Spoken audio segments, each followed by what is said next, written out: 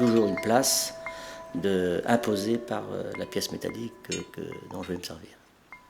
Une pièce est toujours en fonction d'un élément métallique que je vais ramener de tel endroit.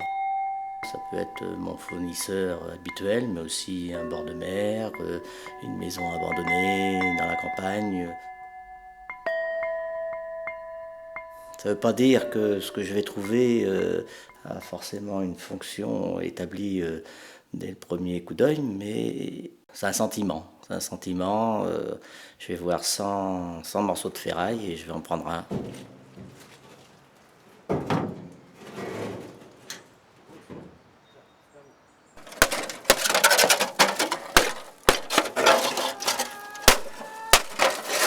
Et puis ça peut démarrer tout de suite. Il faut que j'utilise cette pièce immédiatement, que je la transforme.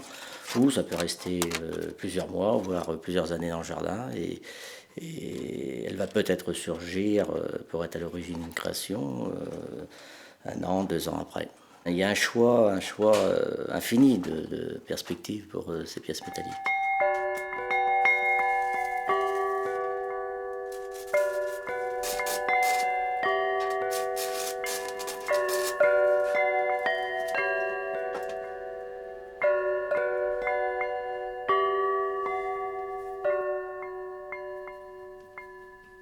Vient après le moment du modelage, c'est-à-dire quand même une grosse partie de la création qui est de modeler de la terre, hein, la terre qui est très douce, et d'en faire sortir un personnage, ce qui est quand même le cœur de la sculpture, puisque le personnage va lui avoir une expression ou pas. Hein. Donc là, l'intérêt c'est de provoquer l'expression de la terre.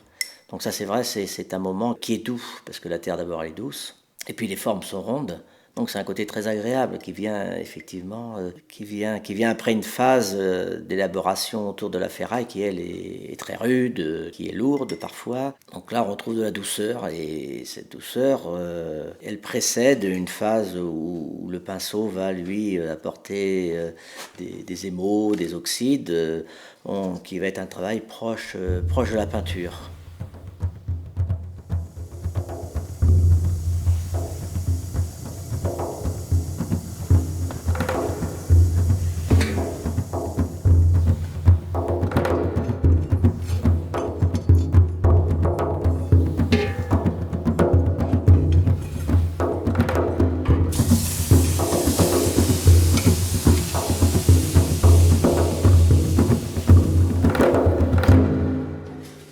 Souvent, je la modèle avec ma pièce métallique presque finie, de façon à ce qu'il y ait un contact tout à fait précis entre la terre et le fer. Parce que la terre, c'est une matière très fragile, le fer, c'est une matière très rude, qui peut faire casser facilement la terre quand elle sera cuite. Donc il faut trouver un nid le plus doux possible pour la céramique.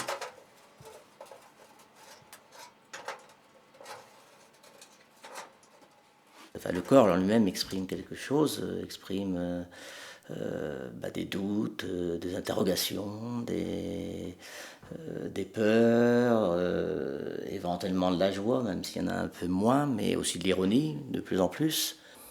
Il y a une évolution. Je tends vers plus d'humour, plus de légèreté. Bon, ce qui n'est pas, c'est pas une chose évidente parce que naturellement, effectivement, c'était plus le côté dramatique de la vie que j'exprimais.